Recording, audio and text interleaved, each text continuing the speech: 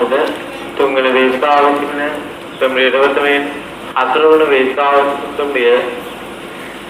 පස්වන හතරට මරදාන සහ අවිස්ථාවල බලාපොරොත්තු තුන්වෙනි වේදිකාව සිටින සම්රියවතමෙන්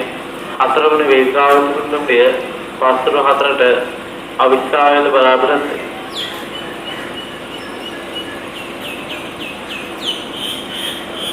සමන්දට මොරටු රසවදාන තුන්දිය පස්වෙනි වේදිකාවට ලැබෙනවා